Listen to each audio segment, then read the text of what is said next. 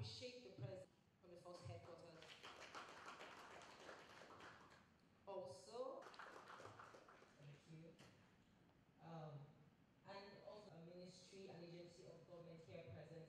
I'd like you all to give yourselves a round of applause. So moving forward, I would I'd like us all to welcome the sponsor of the bill, the deputy chairman. Sorry. So the next agenda is welcome address of the Asia, with Nigeria at the forefront of the ivory trade as recently as the last couple.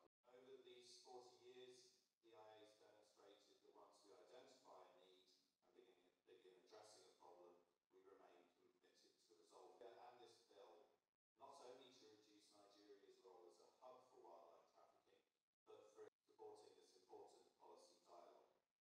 But we also recognise this as a team effort, and I thank you. I'd like to take you briefly back in time again to 1992, when I joined the UK, which I wore for several years, serious and organised crime.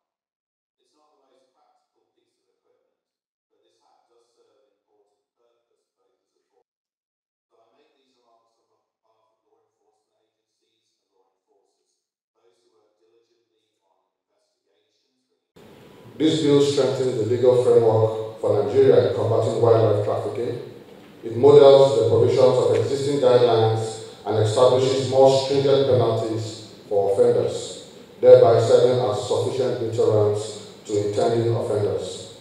The aim is to dismantle the wildlife trafficking networks and disrupt their supply chains, which will significantly deter the trade and protect endangered species and their habitats. Furthermore, the bill also promotes inclusivity between stakeholders and the community. There is a need for adequate provisions for community engagement, public awareness campaigns, and local empowerment initiatives. By promoting education, raising awareness, and empowering local communities, public awareness campaigns, and local initiatives, and by promoting education, raising awareness, and becoming guidance in natural resources, we can build a sustainable future where wildlife is protected and flourishes.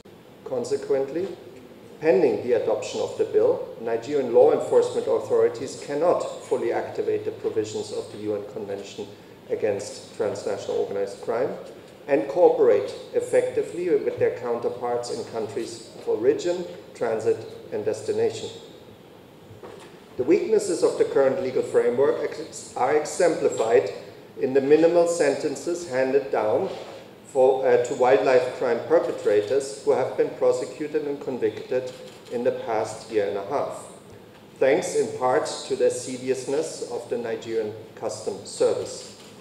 The low penalties in the current legal framework are such that they can be discouraging to the dedicated intelligence-led investigations and prosecutions that have made these convictions possible. It is therefore an important milestone in Nigeria's efforts to combat wildlife and forest crime that we are gathered at this policy dialogue to review the Endangered Species Conservation and Protection Bill, which will significantly improve the legal framework. Strengthening of the policy, legal, and institutional framework is pivotal to our national approach to tackling biodiversity loss, environmental challenges, and climate change. The increasing population, coupled with transboundary crime, particularly wildlife and forest crime, has continued to mount pressure on natural resources. Although Nigeria is being dubbed as a transit point for wildlife trafficking, we are not losing sight of such crime being perpetrated domestically.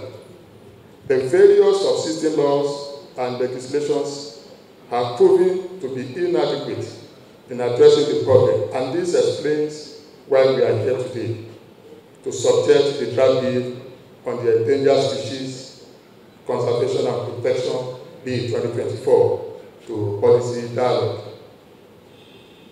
thereby giving opportunity for stakeholders to contribute and make the document impeccable as much as possible.